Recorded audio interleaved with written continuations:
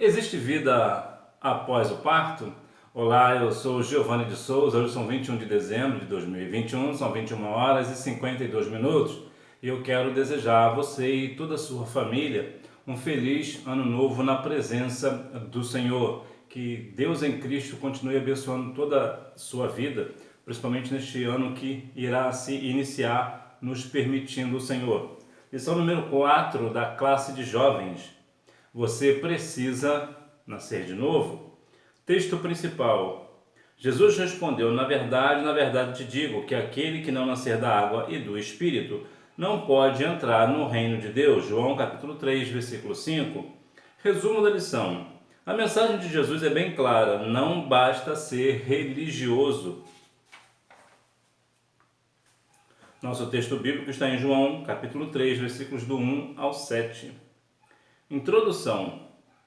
Pode parecer que Jesus tinha feito uma abordagem muito abrupta a Nicodemos, mas aquele diálogo franco e direto era necessário. A exposição das verdades espirituais não pode ceder a qualquer tipo de sofisma e não tem compromisso algum com as ideologias deste mundo. Há um erro no meio cristão que é a questão de nós precisamos falar com amor. E essa expressão falar com amor, que muitas das vezes até eu uso aqui, nós precisamos compreender e diferenciar o que é o falar com amor. O falar com amor não é necessariamente somente falar com educação. Falar com educação é diferente de falar com amor. Quando você fala em algumas questões, como por exemplo foi o caso aqui de Jesus com Nicodemos, a princípio parece que Jesus foi muito duro com Nicodemos, parece que ele foi muito firme, parecia que aquilo não precisava ser assim. Não é assim que muitas das vezes as pessoas falam? Também não precisa ser assim, tão duro. Entretanto, há algumas situações que se faz necessário que nós venhamos ser duro. Falar duro, né, de uma forma firme, também é falar com amor. Quando você corrige alguém que está indo a passos largos para a perdição e você precisa ser de uma forma assim, muito abrupta, né, muito firme, muito rígido, você está falando com amor que não quer que aquela pessoa se perca. E hoje em dia apareceu aquela questão de quem não pode julgar para não ser julgado. O que é um texto lá de Mateus capítulo 7, que nós temos muitas das vezes erradamente, nós compreendemos erradamente. Parece que Jesus está falando que ninguém pode julgar ninguém, muito pelo contrário. Você verá lá no versículo 5 que Jesus falou diretamente: olha, você não pode corrigir alguém, trazendo aqui para nós, se você tiver um pecado maior do que alguém. Mas se você está dentro da reta justiça, como de João 7,23, você pode e deve julgar. Nós devemos julgar pela reta justiça. Então, quando nós temos a palavra do Senhor, tem horas, há momentos que realmente nós precisamos falar firme com a pessoa, para que a pessoa assim venha cair em si e voltar para os caminhos do Senhor, ou aceitar Cristo como Salvador, né? Que talvez nunca aceitou a Cristo como Salvador, mas há momentos que nós precisamos falar com firmeza. E o falar com firmeza, mais uma vez, não é falar sem amor, muito pelo contrário. Muito provavelmente a sua mãe de vez em quando te falou com firmeza, né? Isso não quer dizer que a sua mãe não ame você, muito pelo contrário. Isso aí prova somente que ela te ama. A Bíblia diz no livro aos Hebreus que Deus corrige a quem Ele ama. E cá para nós, ninguém gosta de ser corrigido. É uma situação um pouco inconveniente, né? Na maioria das vezes, ou talvez todas as vezes que nós somos corrigidos. Mas se faz necessário. E essa correção, às vezes pode ser com uma palavra branda, tranquila, ou também precisa ser com firmeza. Então, não fica pensando você que para você ganhar o seu amigo da escola, da faculdade, do seu trabalho, do seu vizinho, que você precisa sempre falar com um amor extremo. Não, tem horas que você vai precisar de mostrar para ele ou para ela a realidade das coisas espirituais. Uma mensagem clara. Religiosidade não basta. Em seu contato com Nicodemos, Jesus transmitiu uma mensagem clara: não lhe bastava ser religioso. Nicodemos é identificado como um fariseu, representante da ala religiosa, altamente rigorosa no cumprimento da lei e das tradições judaicas. Mestre de Israel, era versado na teologia do judaísmo, mas isso não impressionaria ao Filho de Deus, que sabia de sua real condição espiritual e da necessidade de um novo nascimento. Quantas pessoas hoje, no meio de nós, às vezes, né, até mesmo obreiros, né, homens do ministério, estão apenas como Nicodemos, sendo apenas religioso, né? Está apenas, faz parte lá do ministério, né, da questão às vezes até de diretoria, disso e daquilo, talvez até seja um mestre, né? Às vezes até compreende bem as leis, entretanto não passa de uma pessoa religiosa, não passa de rituais, não passa de legalismo, né, como dizem os mais radicais, né? Ou seja, segue às vezes até a lei à risca, mas não cumpre a misericórdia, não tem amor pelo próximo. Então essa pessoa precisa nascer de novo. E quantas das vezes temos no nosso meio pessoas que estão na igreja há tantos e tantos anos, às vezes até há décadas, e ainda não compreendeu a mensagem de Cristo de amar a Deus acima de todas as coisas e amar ao próximo assim como Cristo amou. Não passam de pessoas que vivem uma religiosidade. Mestre vindo de Deus. Nicodemos não poderia sair daquele encontro como se tivesse falado com mais um dos muitos mestres de Israel. Era imprescindível que a superioridade de Cristo e sua missão ficassem absolutamente claras. Por isso Jesus transmite a Nicodemos todo o plano salvífico em um sermão que contém um texto áureo da Bíblia, João 3:16. Quando nós temos um encontro verdadeiro com o Senhor Jesus, a nossa vida ela é completamente mudada. Eu tenho falado aqui várias vezes, na verdade todos os vídeos terminam com eu falando sempre a mesma coisa, né, que quem faz a escola é o aluno. Entretanto, é uma verdade absoluta. Nicodemos era mestre de Israel, teve com o mestre maior e reconheceu a sua superioridade, né, a superioridade de Cristo, né, quero dizer.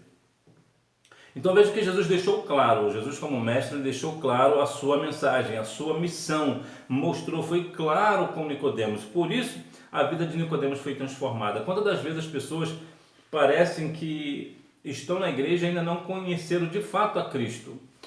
Há uma questão bastante importante para falarmos sobre a salvação. Muito provavelmente, se você chegar, por exemplo, a pessoas que estão há muito tempo na igreja,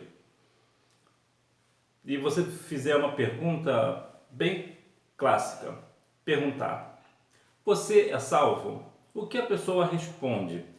De modo geral, principalmente as pessoas mais conservadoras, pessoas que estão na igreja há muito mais tempo, tá aí há décadas, são presbíteros, pastores, evangelistas, missionários, regentes do círculo de oração, vão sempre dizer, de modo geral, a mesma coisa, vão dar a mesma resposta. Sim, eu sou salvo, eu sou uma pessoa salva, porque eu estou na igreja há tantos anos, eu faço isso, né? No caso, eu pastoreio uma igreja, eu sou professor da escola bíblica dominical, eu sou regente da mocidade e por aí afora. O que isso quer dizer para nós? Que não passam de pessoas religiosas. Porque, na verdade, nós somos salvos pela fé em Cristo e não porque nós fazemos isso ou fazemos aquilo.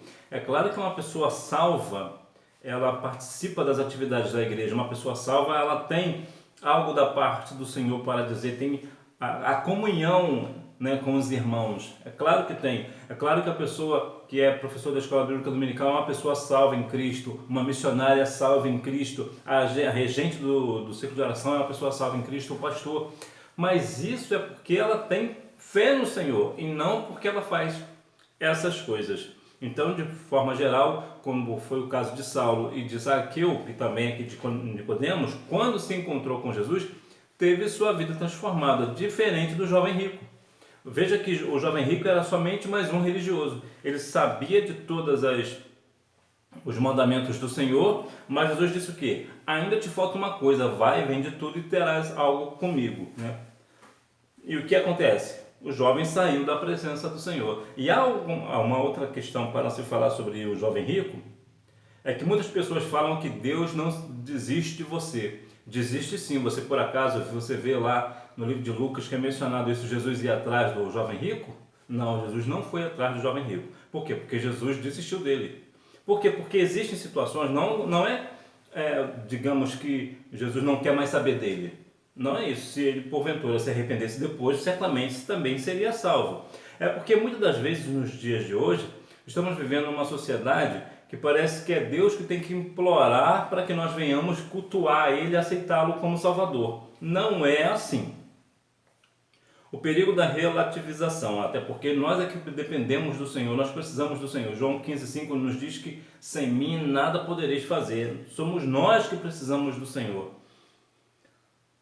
A verdadeira fé cristã jamais cedeu a apelos culturais, filosóficos, políticos ou religiosos. Muito pelo contrário, manteve-se firme mesmo durante as maiores perseguições, e foi justamente nesses períodos que o cristianismo mais se fortaleceu. Hoje o desafio é nosso, precisamos nos fortalecer na fé e não ceder à relativização ou sincretismo, mas defender a pureza do Evangelho. É uma expressão que eu acho muito interessante, que diz que a igreja do Senhor é igual ao omelete, quanto mais você bate, mais ela cresce. Hoje vivemos num mundo de tudo é muito relativo, o pecado é relativo, aquilo é relativo, como se não houvesse uma verdade absoluta. Mas sim, existe uma verdade absoluta e ela se chama Cristo. Eu sou o caminho, a verdade e a vida, e ninguém vem ao Pai senão por mim. João 14,6. Veja que interessante que a fé cristã, independente do momento que você está, o momento que eu estou, o lugar onde nós estejamos, a verdade será sempre única, o Evangelho puro de Cristo. Ele não se mistura com filosofias, situações culturais, essas questões políticas, religiosas. O Evangelho ele é puro, ele precisa ser genuíno. Se ele não for assim, ele não é o Evangelho do Senhor. Então veja que o Evangelho do Senhor ele continua na mesma pureza, ele continua puro, independente das circunstâncias, independente dos tempos, desde os tempos bíblicos até hoje. O Evangelho do Senhor ele é o mesmo, ele não muda. E muitas das vezes as pessoas querem hoje misturar, todas as religiões, o chamado ecumenismo, que é misturar todas as religiões, inclusive o cristianismo, numa só religião. Isso não tem parte com o Senhor não tem parte nesse negócio. A igreja do Senhor, o Evangelho de Cristo, ele é completamente separado das demais religiões. O Senhor, ele é o nosso Salvador, ele não se mistura. A igreja do Senhor não pode render-se ao politicamente correto, religiosamente correto, e vamos vamos nos unir a tal religião. Não temos isso. Agora, há um outro ponto.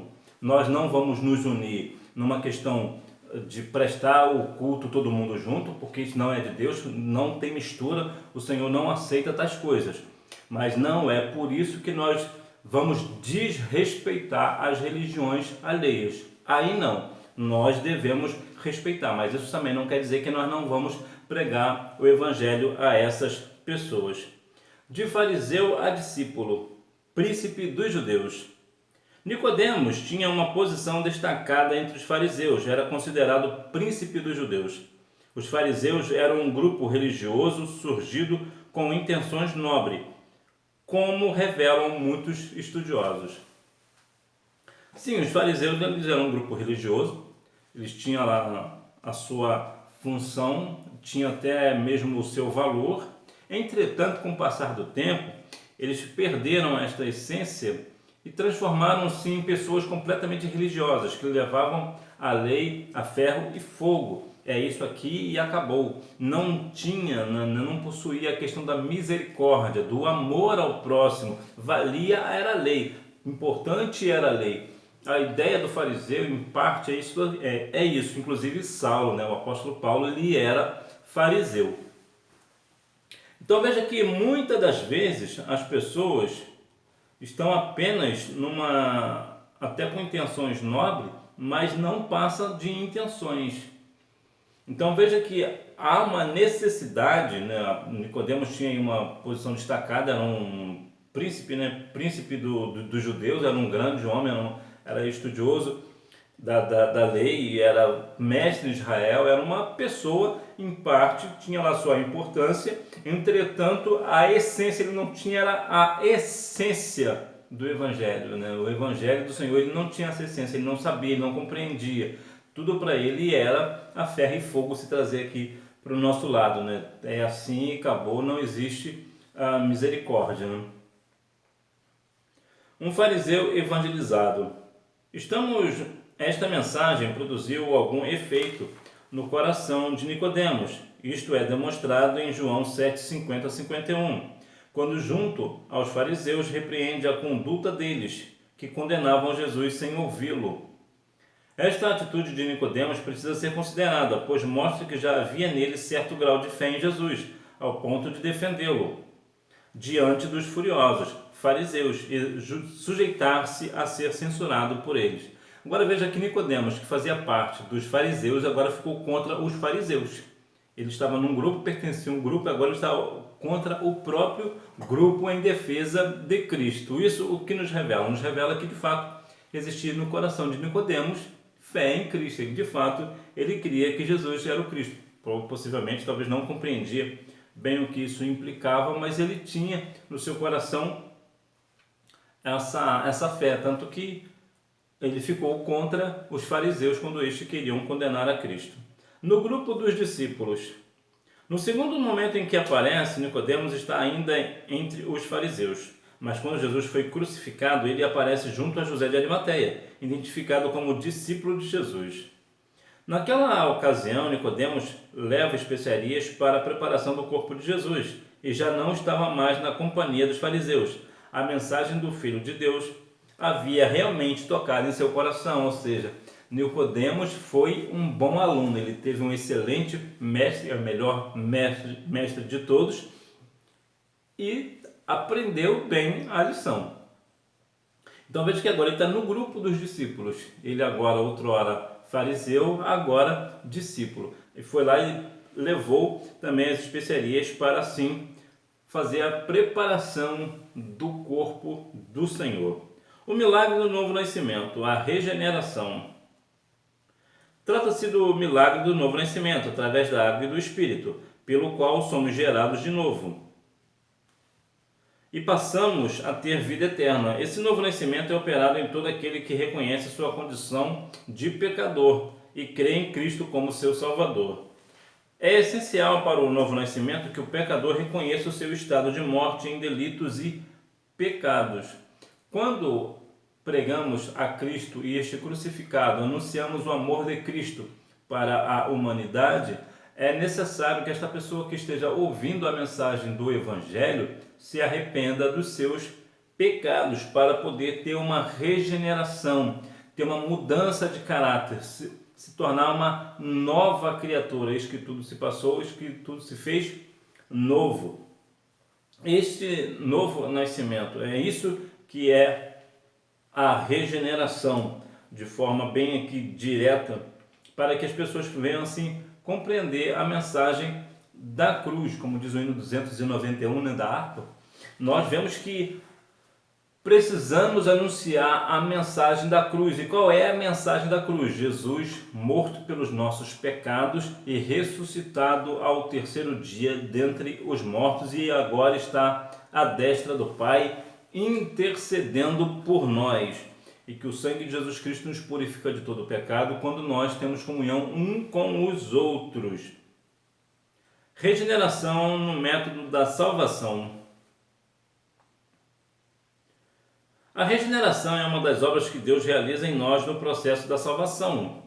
Outras são a justificação, a adoção e a santificação. Como já vimos, a regeneração é um renascimento espiritual, a ação decisiva e instantânea do Espírito Santo, mediante a qual ele cria de novo a natureza interior. Regeneração, como já mencionei anteriormente, não vou falar muito, tem a questão da justificação, a adoção e a santificação.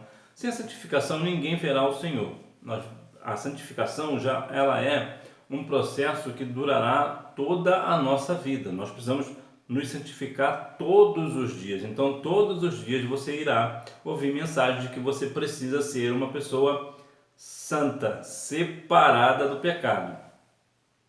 A regeneração é uma obra feita pelo Espírito Santo. Ele vai nos regenerar. O Senhor Jesus nos regenera, nos faz uma nova criatura. Então veja que essa regeneração vem a partir da nossa salvação no Senhor.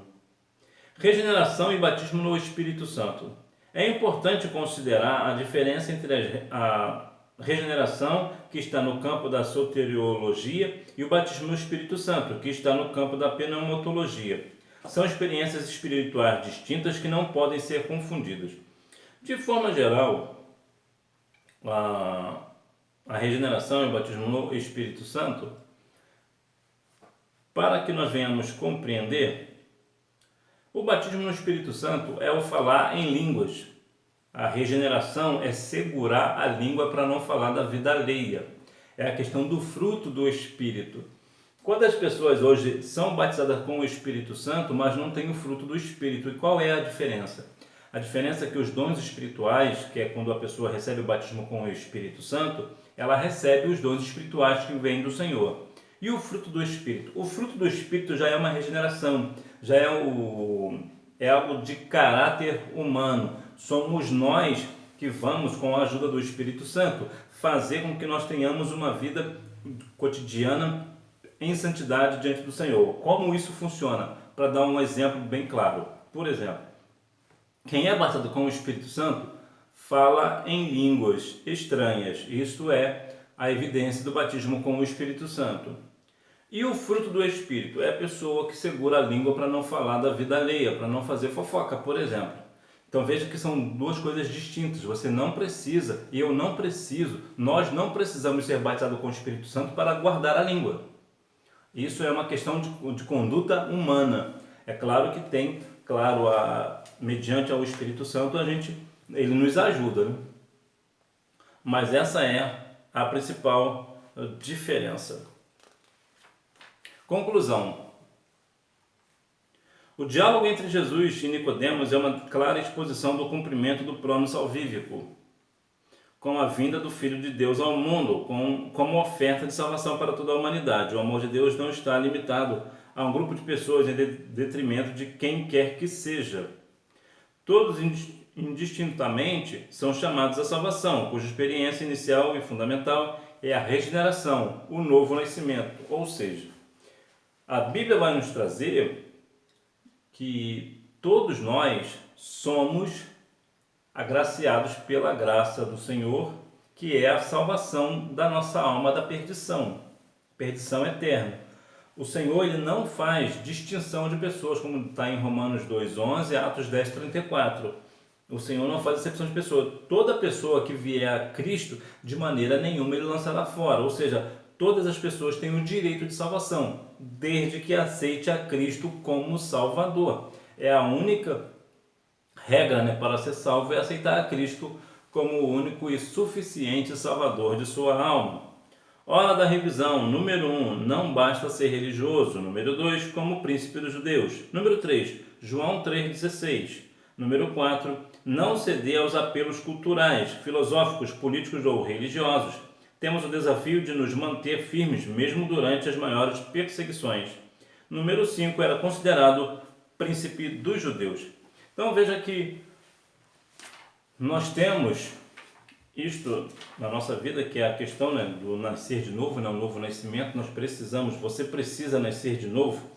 Nós precisamos nascer de novo, nós precisamos do Senhor, nós precisamos a cada dia mais estar crendo no Senhor, estar aprendendo mais e mais com as palavras do nosso Mestre Jesus. Mais uma vez, eu quero falar sobre a regeneração e o batismo no Espírito Santo, porque acredito eu que seja algo que precisa ser muito enfatizado pelo seguinte: muitas pessoas hoje que são batizadas com o Espírito Santo não vigiam e acabam fazendo coisas que não têm o fruto do Espírito, que está lá no livro de Gálatas, capítulo 5, versículos 22 e 23, vai falar acerca destas coisas. E quantas pessoas se enganam achando que porque são batizadas com o Espírito Santo são salvas. O batismo com o Espírito Santo, ele não é a prova de que uma pessoa é salva. Não é porque uma pessoa é batizada com o Espírito Santo que essa pessoa é salva na pessoa de Cristo. Ela pode ter sido, certamente ela foi batizada quando ela teve fé, quando ela estava crendo no Senhor, quando ela estava salva na pessoa de Cristo. Mas o tempo vai passando e às vezes as pessoas vão se corrompendo, vão deixando as coisas para trás. Gálatas 5:22 fala assim: mas o fruto do Espírito é amor, gozo, paz, longanimidade, benignidade, bondade, fidelidade, mansidão, domínio próprio. Contra estas coisas não há lei. Isto é, nós que somos temos essa ideia do batismo com o Espírito Santo.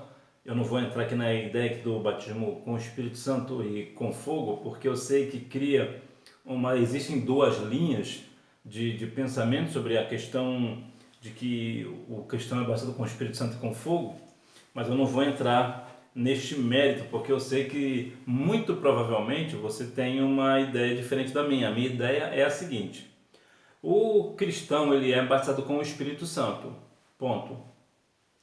E com fogo? Não, com fogo não. Com fogo é aquele que não ainda se arrependeu. Se você for olhar, observar, todas as vezes que Jesus falou para os seus discípulos, por exemplo, ele disse lá em Atos dos Apóstolos: ficai em Jerusalém até que do alto seja revestido do poder, ou batizado com o Espírito Santo em algumas traduções. Veja que ele não fala com fogo. Por quê? Porque esse fogo é de arrependimento. Como aquela pessoa que aceitou a Cristo já tem um arrependimento, ele não é batizado com o Espírito Santo e com fogo. Esse fogo é para arrependimento.